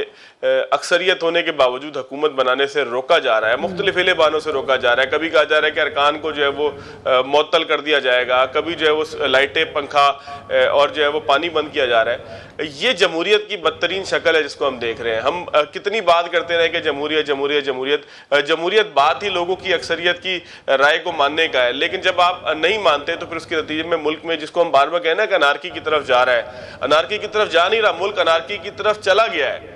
सूरत हाल ये है कि इस वक्त मुल्क के अंदर आइन मुअत्तल है। मुअत्तल इस सेंस में है कि जब आइन को तोड़ा जाएगा, आइन के ऊपर अमल नहीं किया जाएगा, तो अल्टीमेटली एक आम आदमी को भी फिर ये इस बात का हक पहुंचता है कि वो भी आइन और कानून को ना माने और वो भी फिर अपनी जो है वो मर्जी के मुताबिक कोई काम करे। जाहिर है कि ये तो नहीं हो सकता ना कि बड़े लोग जो हैं वो आइन को तस्लीम ना करें, कानून को तस्लीम ना करें और नीचे आप लोगों से तवक्का रखेंगे वो आइन और कानून को तस्लीम करेंगे। तो मुल्क में अनारकी और होती क्या है? अब बस ये रह गया है कि लोग दस्तो गिरबां कब होंगे। ये जो अपोजिशन की जमातें इस वक्त खामोश बैठी हैं और एहतजाज के लिए मौलाना फजलुर रहमान ने गो के कॉल भी दे दी है, लेकिन अगर कोई ये समझे कि वो सड़कों पर निकल आएगा और सिर्फ वही सड़कों पर निकल सकता है और सड़कों पर निकलकर वही जो है वो रक्स कर सकता है, तो ये बहुत बड़ी खाम ख्याली है। 400 बंदा तो मोहल्ले का जो काउंसलर है वो भी निकाल सकता है। तो ये कोई इतनी बड़ी चीज़ नहीं है कि जिसकी बुनियाद पर ये समझा जाए कि हाँ आप किसी जो है वो एक ऐसी तरफ चले गए हैं कि जहाँ पर आपको कोई पूछने वाला नहीं है। PTI का मसला ये है, तहरीक इंसाफ का मसला ये है, वो ये समझते हैं कि जो कुछ मुल्क के अंदर हो रहा है वो पहली दफ़ा कर रहे हैं और वो पहली दफ़ा हो रहा है। हालांकि अपोजिशन की ये जमातें स्ट्रीट पावर के हवाले से जब चाहेंगी स्ट्रीट पावर का बहुत अच्छा मुजाहरा हो सकता है और ख़ास तौर पर ऐसे सूबे के अंदर, मैं अगर सिर्फ कराची की बात करूं या सूबे सिंध की बात करूं, तो ऐसे सूबे के अंदर के जहां पर हुकूमत हो अपोजिशन की जमातों की, वहां तो फिर आप ये नहीं सोच सकते ना कि वहां पर पाकिस्तान तहरीक इंसाफ के लोग सड़कों पर दंदनाते फिरेंगे। अल्लाह ना करे इसी शहर के अंदर हमने जो है वो 12 मई भी देखा, इस शहर के अंदर हमने 9 अप्रैल भी देखा, इस शहर के अंदर हमने सड़कों के ऊपर कत्ल गारतगरी भी देखी। तो ये शहर तो वैसे भी आग और खून के दहाने पर हर वक्त ही मौजूद होता है। जो अनारकी इस वक्त हम देख रहे हैं, जो इस वक्त अफरा तफरी हम देख रहे हैं, जिस तरीके से जो है वो अपोजिशन को गद्दार करार दिया गया और सिंध असम्बली के बाहर आज उनको फांसी देने की कोशिश की गई, ये तो मुझे इंतहाई अफसोस के साथ कहना पड़ता है। कल आमिर लियाकत साहब की एक वीडियो मेरे पास थी, एक साहब जो लियारी से ताल्लुक़ रखते हैं, वो आमिर लियाकत साहब के घर के बाहर खड़े थे, धमकी आमेज लहजे के अंदर बात कर रहे थे और कहते कि आमिर लियाकत निकलो तुम्हें हम बताते हैं। ये वही साहब है जो इससे पहले मोहतरमा बेनज़ीर भुट्टो के गार्ड थे। तो इस तरीके से अगर जो है वो लोगों के घर के बाहर खड़े होकर आप धमकी अमेज लहजा अख्तियार करेंगे और ये भूल जाएंगे कि माजी में ये शहर कितना ज़्यादा आग के अंदर जो है जलता रहा, तो फिर तो सूरत हाल जो है वो इसका मतलब आप अपने हाथ से ख़राब कर रहे हैं। फिर तो आप ना कौम के साथ वफादार हैं ना मुल्क के साथ वफादार है। असल वफादारी तो फिर इम्तिहान उसी का है, असल गद्दारी तो फिर यही है कि आप गद्दार यहाँ पर साबित होते हैं कि आपको सिर्फ अपनी सियासत के लिए ना आइन की परवाह है ना कानून की परवाह है। आप असम्बली का इजलास बुलाना चाहते हैं बुलाते हैं, आप डिप्टी स्पीकर को उतारना चाहते हैं उतारते हैं, आप जो है वो पंजाब असम्बली के इजलास को गैर मुय्यना मुद्दत तक मुलतवी करना चाहते हैं करते हैं, आप 16 अप्रैल तक लेके जाना चाहते हैं करते हैं। तो ये इख्तियार और ताकत जो है ना ये बड़ा मामूली होता है। आज आपने देखा ना कि फवाद चौधरी के साहब के साथ क्या हुआ। आज से 5 दिन पहले ये तस्वुर किया जा सकता था कि फवाद चौधरी को कोई सहाफ़ी इस तरीके से उछलता, फवाद चौधरी साहब की नौकरी खा जाते, वो लोगों को नौकरी से निकलवा देते। फवाद चौधरी साहब ऐसा करते रहे। फवाद थोड़ा सा क्लियर कर लें, फवाद चौधरी साहब के साथ कुछ नहीं हुआ। सवाल पूछा था मतीउल्लाह जान ने फरा बीबी के वाले से जो कि मुल्क से भाग गई हैं, सवाल पूछना हक क्या है किसी का भी। फवाद साहब ने उस पर रिएक्ट किया कि ये यूट्यूबर्स हैं और किराए के हैं, खैर जर्नलिस्ट नहीं हैं। मैं फवाद साहब चौधरी साहब के इस बयान को मैं तो वैलिड इसलिए भी नहीं समझता, कतई नज़र के मतीउल्लाह जान साहब ज़रा एग्रेसिव मूड में सवाल पूछते हैं, लेकिन सवाल पूछना उनका हक है।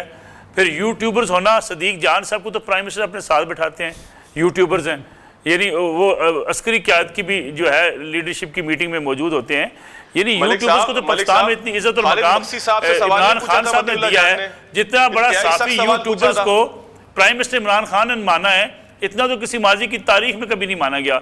इसलिए फवाद चौधरी साहब में पार्टी लाइन से हट के बात कर रहे थे। पार्टी लाइन ये है कि यूट्यूबर्स आर जर्नलिस्ट, बाकी जो टीवी पे आप और मैं बैठे हम जर्नलिस्ट नहीं हैं। ये मुकम्मल कर ले फवाद। अच्छा मलिक साहब, मुझे एक सवाल का जवाब दे दें। जी बिनिश की इजाजत से मैं मलिक साहब से एक सवाल करना चाहता हूँ। करें, आज खुली छूट है सबको, आप लोग की ट्रांसमिशन है, मैं तो सिर्फ आप लोगों को सिर्फ इकट्ठा करने के लिए आई हूं। मुझे सिर्फ एक सवाल का जवाब दें जी, मुझे सिर्फ एक सवाल का जवाब दें। ये आज से 2-4 महीने पहले की बात होती जब तलत साहब को आपने नहीं रखा था और फवाद चौधरी साहब और हुकूमत के सामने आप खुलकर खड़े नहीं हुए थे। उससे पहले सिर्फ मुझे एक सिनेरियो में आपके सामने पेश कर रहा हूँ। आपका रिपोर्टर इस्लामाबाद का अगर ये काम फवाद चौधरी साहब के साथ किसी भी जगह पर करता, क्या फवाद चौधरी साहब उसकी नौकरी के ऊपर सवालिया निशान डालते नहीं डालते? क्या वो आपको कॉल करके कहते नहीं कहते कि इसको समझाओ या इसको नौकरी से निकालो? मुझे आज आप मेरे सवाल का जवाब दें। जी मलिक साहब, आपकी आवाज़ में सुन नहीं पाया। मैं रिपीट कर देती हूँ, जवाब देना आपने मलिक साहब। क्या कहा है? वो ये कह रहे हैं कि अगर ये सूरत हाल ना होती और अगर ये काम आपके किसी रिपोर्टर ने किया होता चैनल के, और अगर इस तरह से हुकूमत एक्सपोज ना हुई होती, तो क्या फवाद चौधरी साहब आपको फ़ोन करके ना कहते कि इस रिपोर्टर को निकाल दो, हटा दो या इसको समझाओ? अच्छा, फवाद चौधरी साहब सवाए यानी ये वाला लास्ट एपिसोड जो तलत हुसैन साहब वाला हुआ है, मेरे ख्याल में फवाद चौधरी साहब किसी को निकालने के वाले से फ़ोन नहीं करते थे। मैं देखिए बात सच्ची कहने वाला आदमी हूँ।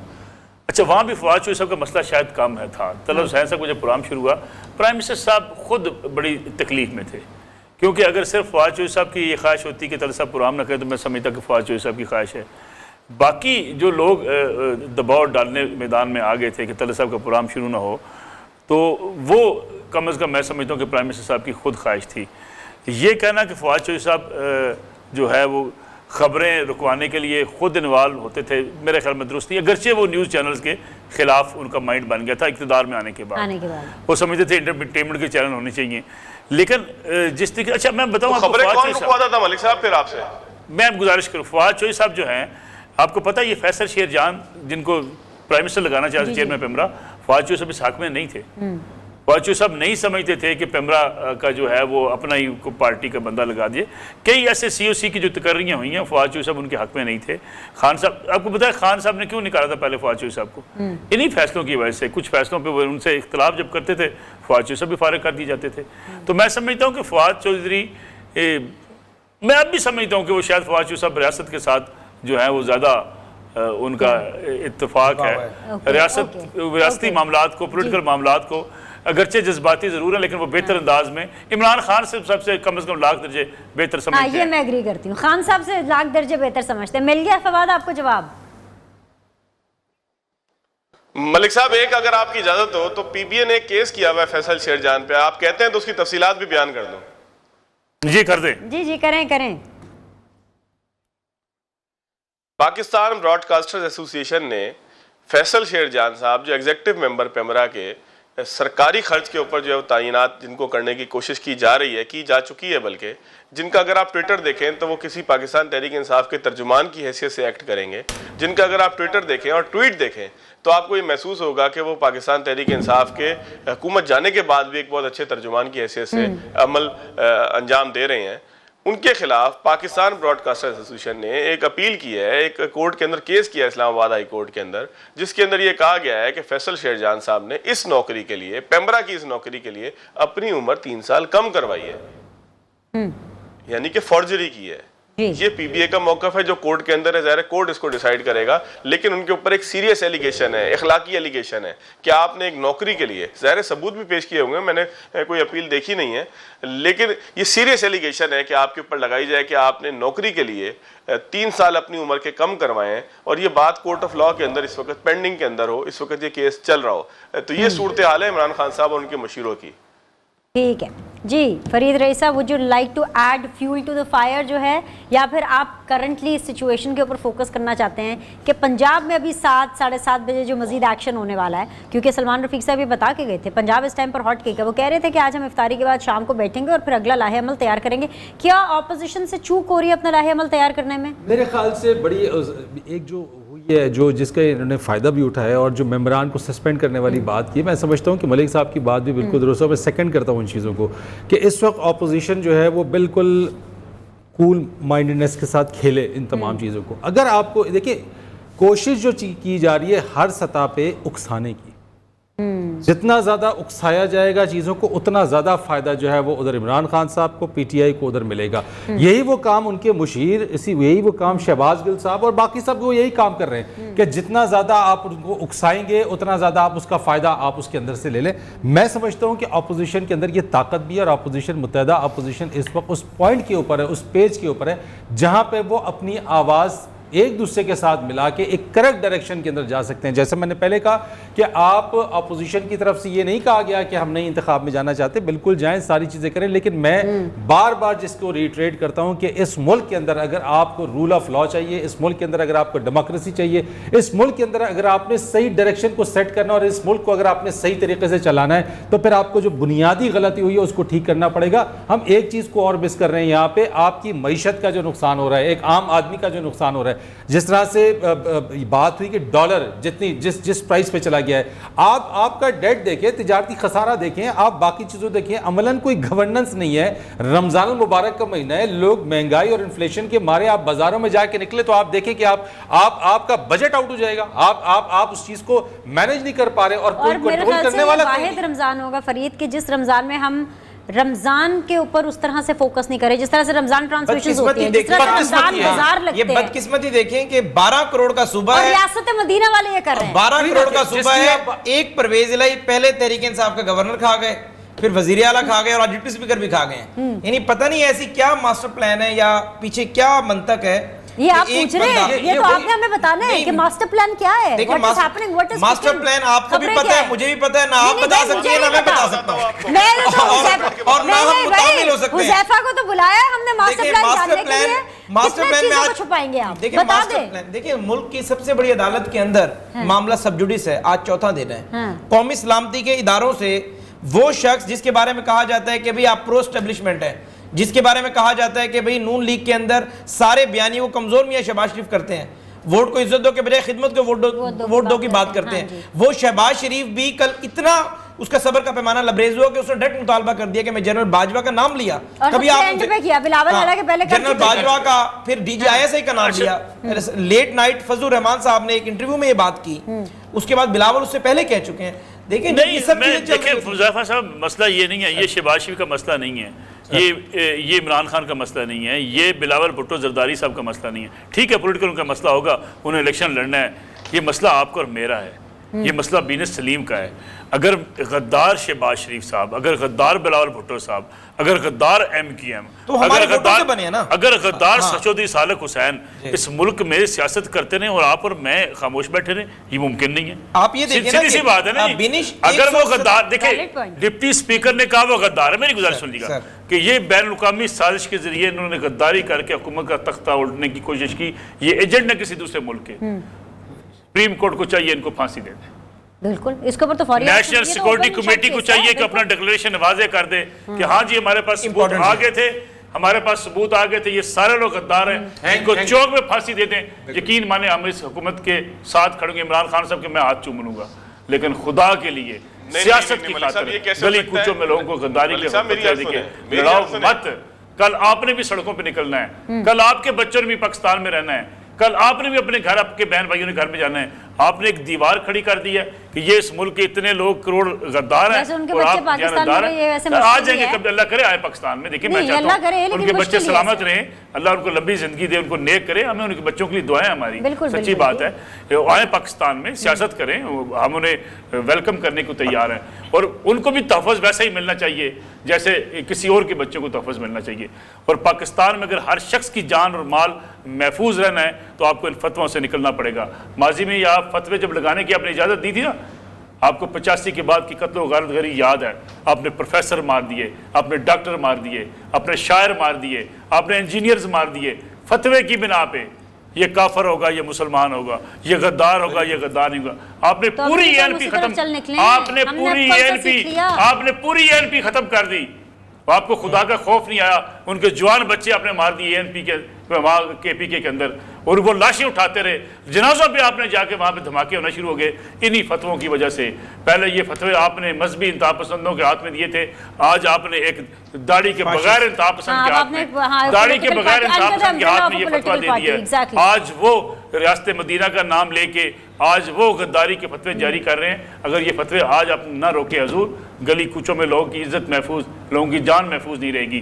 मुझे किसी से कोई लेना देना नहीं है। मैं कहता हूँ अगर शहबाज शरीफ गद्दार है, सबसे पहले फांसी दो, बिल्कुल हम फांसी का जश्न मनाएं। कल डी लेकिन चौक अगर के गलत अंदर इल्जाम लगा है तो he must be taken to the task. नहीं, इल्जाम हाँ, लगाने वाला उसको फाशिस्ट जो भाई, शख्स है। पीछे चले मैं तो ये हैं। कहता हूं, देखिए मैं इमरान खान साहब को एक और अनाउंस देने को तैयार हाँ हूँ। ये कहते हैं कि उसको भी सजा दो, अल्लाह की कसम कासिम सूरी को भी माफ कर दो, इमरान खान को भी माफ कर दो। वो स्टेट टेलीविजन पे आके कहें कि मैंने गलत इल्जाम लगाया था सियासत की खातिर, बिल्कुल, को मुझे और ये माफ मैंने कर दे, पॉलिटिकल और उसको बाद माफ कर सर देना क्या बातें कर रहे हैं, कमाल है। कह ही ना आप दें, ये कह ही देखें ना कि दें। 197 इस चीज़ के लिए MNAs बहुत हैं, ज़रूरत विनिश चाहिए। अगर ये कह दें विनिश तो मामला ही खत्म हो जाए। आपको पता है कि 197 MNAs हैं और एक MNA का हल्का 8 लाख वोटों पर मुश्तमिल होता है। 8 लाख लोगों से वो वोट लेता है, तब 80-90 हज़ार वोट उसके खाते में पड़े तो MNA बनता है। इट मींस आपने 197 जरा 8 लाख कर दें, आपने आधे मुल्क को गद्दार बना दिया। यानी 12 करोड़ का सूबा है, वो बगैर चीफ एग्जीक्यूटिव के चल रहा है। एक शख्स उठता है शाह महमूद कुरैशी, हालांकि मैं समझता हूं कि इंतहाई सीजन पॉलिटिशियन है, यानी असेंबली में 85 से आ रहे हैं, 90 से एक्टिव है। उनके वालिद साहब कुछ शाह महमूद कुरैशी उस बात को इंडोर्स कर रहे हैं कि हम फिर बता दें कि कौन कौन बाहर मिलता रहा है। मैं आपको जिम्मेदारी से बताऊं, देखिए हम इमरान खान को भी गद्दार नहीं कहते। पाकिस्तान तहरीक इंसाफ के मिलते रहे हैं, अगर नहीं, मैं मिलना आपको ही नहीं, अगर क्राइटेरिया वो है। मिलते रहे तो that is okay। Imran Khan से हमारा वो सियासी मिलते रहे तो वो गद्दार है। सर सॉरी एक मिनट, इमरान से हमारा सियासी इख्तिलाफ हो सकता है, नजरियाती हो सकता है, इमरान की गवर्नेंस से हो सकता है, लेकिन इन सब के बावजूद मैं कभी नहीं कहूंगा कि इमरान खान गद्दार है। यानी आप ये देखें कि आपने एक ऐसा रास्ता दे दिया है, इस वक्त कौमी सलामती के इदारे plus supreme court of Pakistan, इसको नसरुल्लाह मलिक साहब जिस तरह बात कर रहे हैं ना, मैं समझता हूं कि इसको बिल्कुल स्ट्रेट अवे आपको नल एंड वाइट करना पड़ेगा। अदरवाइज ये सही कह रहे हैं नसरुल्लाह मलिक साहब के पाकिस्तान के अंदर गली गली कुचे कुचे ऐसा खून रेजी होगी कि आप उसको रोक नहीं सकेंगे। कारकुनों बेचारों को क्या पता। अच्छा जी, सफीर मिलते रहे साफियों से, सफीर इमरान खान साहब से मिलते रहे, अलीम खान ने ये बता दिया हम आपके घर में अमरीकी सफीर से मिलते थे, रिचर्ड डॉल्सन से मिलते रहे। अच्छा जी, एक और बात बताइए, प्राइम मिनिस्टर नवाज शरीफ के पास मोदी मिलने चले गए यहाँ पे रायगढ़ में, आपने गद्दार बना दिया। आप अपोजिशन लीडर थे सर, आप अपोजिशन लीडर थे, आप मोदी के पास इंडिया पहुंच गए, आप क्या थे? आप तो हुकूमत में नहीं थे। यानी आप मोदी से मिलने जाएं जी, इंडिया जाके मिले, जाके बतौर अपोजिशन लीडर जाके मिले, आप इस मुल्क में मोहतरम ठहरे। कोई किसी के पास प्राइम मिनिस्टर के पास आके किसी और मुल्क का प्राइम मिनिस्टर मिले, आप उसे गद्दार करा दे कि आपने क्या नहीं किया।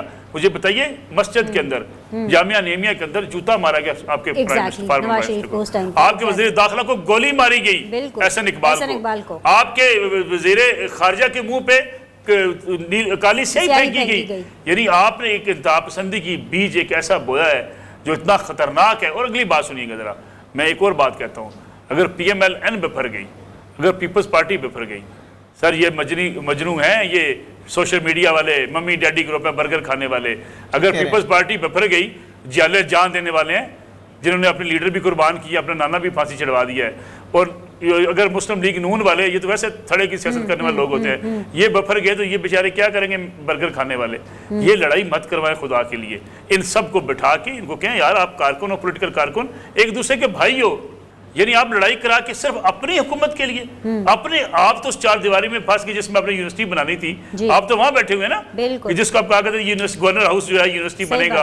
यानी 3.5 साल अवाम को धोखा दे के, झूठे नारे लगा के, बेड गवर्नेंस करके, करप्शन के फरा बीबी जैसे जनाब जो है वो फ्रंट मेहनत सब करके, आप जंगीर खान तरीन के पैसे खा के, अलीम खान साहब की गाड़ियां इस्तेमाल करके, लोगों को चोर डाकू करार दे के, अपनी चोरनी को इस मुल्क से भगा के आप कहते हैं कि भाईजान लोग गद्दार हैं, मेरे खिलाफ खड़े हो गए हैं। यानी आपने एक और हथियार आखिर में पकड़ लिया। कितनी खौफनाक बात है कि पॉलिटिकल मोटिव, एक कुर्सी के लिए आपने गद्दारी का नैरेटिव बिल्ड कर दिया। वो ये है कि जितने लोग पाकिस्तान तहरीक इंसाफ को छोड़कर जा रहे हैं ना, वो हर कोई इमरान खान के ऊपर गद्दारी का इल्जाम लगा रहा है। अलीम खान,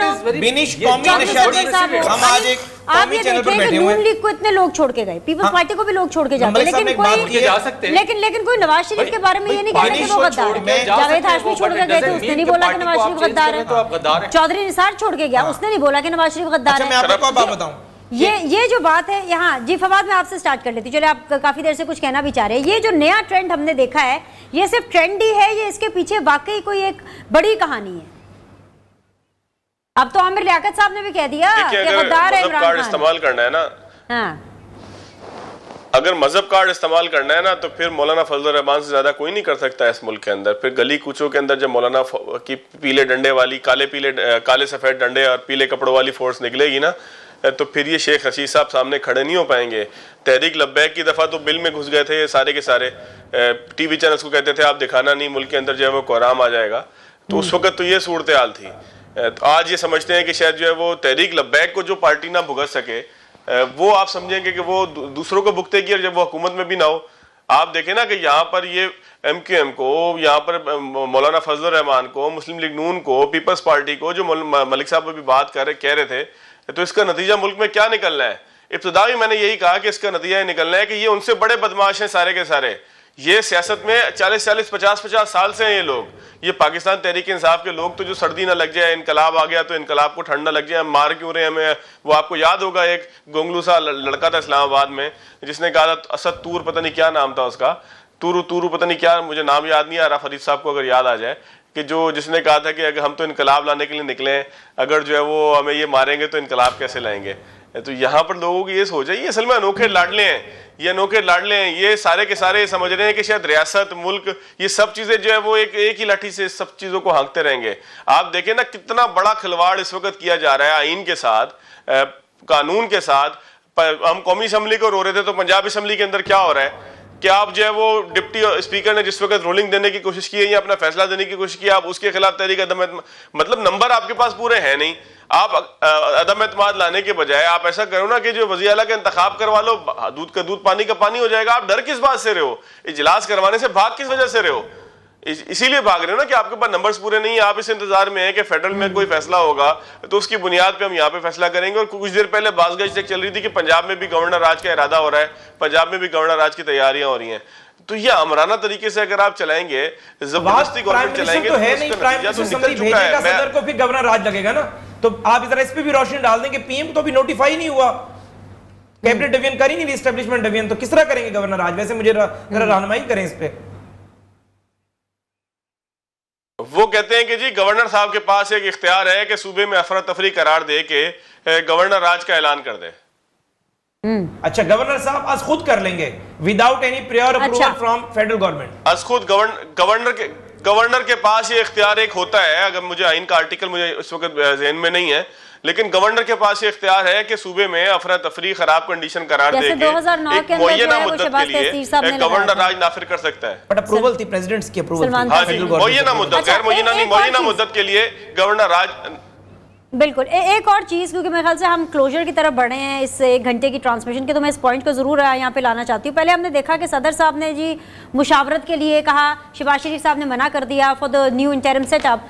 अब वो जो असद कैसर साहब है, वो जो हमें 2-3 दिन नज़र नहीं आए इस पूरे वोट ऑफ नो कॉन्फिडेंस वाले सेशंस के अंदर, अब असद कैसर साहब भी लिख रहे हैं ऑपोजिशन लीडर को, अपेरेंटली मुबैना तौर पर इसलिए क्योंकि ज़ाहिर है जब असेंबली नहीं तो काहे का ऑपोजिशन लीडर, उनका वो खत लिख रहे हैं कि आयन जी बैठे मुशावरत करें और हमें बताएं कि जी कौन कौन से आपके नाम होंगे for the interim setup. This is the new update which is coming up. और ये वही स्पीकर है, keeping this thing in mind, कि जो कि रूलिंग दे चुके हैं। उन्हीं की लिखी हुई रूलिंग जो है डेप्यूटी स्पीकर सूरी साहब ने पढ़ी थी नीचे असद कैसर साहब के नाम के साथ, और मुल्क में कायनी बहरान क्रिएट कर दिया। जी फवाद, आपसे जरा क्विक बिट जल्दी से दीजिए, फिर फरीद की तरफ चलेंगे।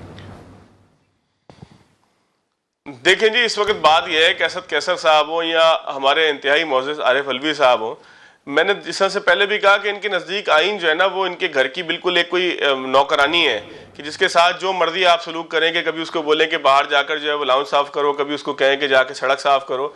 सूरत हाल इस वक्त यही है कि ये आइन के साथ, कानून के साथ उस तरीके का खिलवाड़ कर रहे हैं कि जो शिके अभी थोड़ी देर पहले जो है वो मैं देख रहा था गुफ्तगू जस्टिस शौकत अजीज सिद्दीकी साहब की, उन्होंने भी यही कहा, जो जस्टिस हैं जो बरतरफ हुए थे इस्लामाबाद की, तला साहब के प्रोग्राम में गुज़िश्ता रात उन्होंने कहा, उनका कहना था कि जो आर्टिकल 5 है ये डेकोरेटेड पीस है, ये आइन का इस्तेमाल करने वाली शिक नहीं है कि जिसकी बुनियाद पे आप लोगों के ऊपर मुकदमात करें, इसको कन्वर्ट नहीं कर सकते आप पीपीसी के अंदर।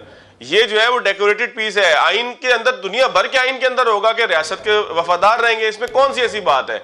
तो उनका कहना भी यही था। हामिद खान साहब से बात हुई थी हमारी कुछ दिन पहले यहाँ पे नियो की स्क्रीन के ऊपर, हामिद खान साहब का ये कहना था। सलमान अकरम मतलब कौन सा माहिर कानून है इस वक्त, तो हुकूमत को सबसे जो खौफनाक सूरत हाल है ना कि वो लोग जो हुकूमत को किसी न किसी तौर पर, पाकिस्तान तहरीक इंसाफ को किसी न किसी तौर पर, किसी न किसी जाविये से सपोर्ट करते थे ना, उन्होंने भी अपनी सपोर्ट वापस ले ली है कि ये हुकूमत जो है वो इस तरीके से आइन और कानून का खिलवाड़ कर रही है, तो इसको कैसे, किस बुनियाद पे, किस ग्राउंड पे हम जो है उसको सपोर्ट करें। तो ये सारी सूरत हाल को पाकिस्तान तहरीक इंसाफ के हक में भी नहीं जा रही जो कुछ वो कर रहे हैं। अगर वो ये सोचे कि ये कोई कामयाब हो रही है और ये कोई ऐसी मुहिम बन जाएगी जिसके नतीजे में अगले इंतखाबात में उनको कोई बहुत फायदा होगा, तो वहां तक तो ठीक था कि जहां तक उन्होंने सबको गद्दार करार दिया था। पीटीआई के हक में तो नहीं जा रही है, हाँ जी, लेकिन ऑपोजिशन के फेवर में भी तो नहीं जा रही ना। ये जो मैं आपने बात की ना, मैं इसी में ऐड कर दूंगा। आपने कहा ना असद कैसर साहब वाली बात है, गालिबन यहाँ पे भी ये बड़ी बरक रफ्तारी का मुजाहरा करना चाहते हैं इस चीज़ के अंदर। और जिस दिन से असेंबली डिसॉल्व की है, प्रेसिडेंट ने उनको 224A के तहत जो है वो एज अ प्राइम मिनिस्टर काम करने की इजाज़त दी है जब तक कि निगरान प्राइम मिनिस्टर नहीं आ जाता। अब वो 3 दिन होते हैं जब प्राइम मिनिस्टर और लीडर ऑफ द अपोजिशन मुशावरत करते हैं, 3 दिन वो गुजर चुके हैं। 3 दिन के बाद जो है वो स्पीकर नेशनल असेंबली एक कमेटी बनाता है जो कि 8 मेंबरान पर होती है। वो नेशनल असेंबली, सेनेट या बोथ उनके साथ मिलके वो उस चीज़ को करेंगे, वो नामों पे मुशावरत करेंगे। 3 दिन गुजर जाएंगे, ये 3 दिन गुजरेंगे, मजीद 3 दिन वो इलेक्शन कमीशन के पास चला जाएगा मामला, और फिर वो 2 नाम कंस्टिट्यूट करेंगे। मसला ये है कि जो एक डिले हो रहा है ना, खतरा यही है कि डिले हो रहा है, उसके साथ साथ पैरेलल जो ये प्रोसेस चल रहा है, ये ना हो कि at the end of the day कहा जाए ये अब इतना मामला आगे चला गया इस चीज़ का कि अब चूंकि डिले भी हो गया, आगे हो गया, तो चलो जी पीछे की चीज़ों को छोड़ें, अब आगे का रास्ता इख्तियार करें। वोट ऑफ नो कॉन्फिडेंस की जो वो फाइनल वोटिंग जो संडे को होनी थी, विच वाज आईनी तौर पर कॉन्स्टिट्यूशनली द लास्ट डे, उस दिन तो नहीं हुई ना। अब आज हो जाए, कल हो जाए, बिल्कुल ना हो, इलेक्शन की तरफ मामला बढ़े। फाइनल कमेंट्स इस ट्रांसमिशन के लिए अब आप भी दे दें हुज़ैफा साहब। बिल्कुल बिनिश, मैं इसी बात को आगे बढ़ाऊंगा कि इम्पॉर्टेंट चीज़ ये है कि अगर आप वोट ऑफ नो कॉन्फिडेंस का जो 7वां दिन था उस स्टेटस पे नेशनल असेंबली को बहाल नहीं करते, और अगर आप दोबारा वोट ऑफ नो कॉन्फिडेंस की डायरेक्शन नहीं देते सेक्रेटरी असेंबली को कि वो इंश्योर करे जो भी वो 197 मेंबर हैं, 196 मेंबर हैं, और बाकायदा इस टाइम पर ना एक ब्रेकिंग न्यूज़ भी चल रही है, वो मैं ऐड कर लूं, बल्कि आप जाहिर सी बात है आपकी स्पेशलिटी भी है, इस पर बता दें। मरियम नवाज साहिबा ने ऐलान किया कि जी मैं 7 बजे पंजाब असेंबली जाऊंगी। बिल्कुल इजहार यकजहती के लिए जारी है। मजे की चीज़ पता क्या है? मजे की चीज ये है कि भाई हुकूमत आप छोटा क्यों, आप लंबा तबसरा कीजिएगा, खबर जरा मैं से शीन बनाने वाले पता नहीं कितनी अपनी लामी पी बना बैठे। सही उसमें ये है कि अब क्योंकि हुकूमत ये कह चुकी है अपेरेंटली जो भी कि जी 16 तारीख को ही होगा जो पंजाब असेंबली का सेशन है, लेकिन हम देख रहे हैं कि some action is gonna happen tonight at 7 o'clock, क्योंकि मरियम नवाज जा रही हैं हमजा शहबाज को सपोर्ट करने के लिए असेंबली। जी फाइनल जल्दी 10 सेकंड कि इस सूरत हाल में सुप्रीम कोर्ट इस सारी चीजों को अंडू नहीं करती, ये गद्दारी का जो सर्टिफिकेट बांटा गया इसको सेट असाइड नहीं करती। तो आज मरियम नवाज के इस बयान से साबित हो गया कि मुस्लिम लीग नून एग्रेशन के मूड में और यहां नहीं रुकेगी। आज सिर्फ असेंबली में 7 बजे जाने की बात है, बिल्कुल, लेकिन खामोश नहीं, लेकिन हम मजीद एग्रेसिव सियासत करते हैं। अभी के लिए फिलहाल इतना ही, हमें हेडलाइंस की तरफ बढ़ना है, उसके बाद डेफिनेटली आप न्यूज़ बुलेटिन देखेंगे और इंशाअल्लाह ताला 7 बजे आपसे मुलाकात होगी। सीधी बात बीनर सलीम के साथ में, बने रहिए नियो टेलीविजन के साथ। Will be back soon.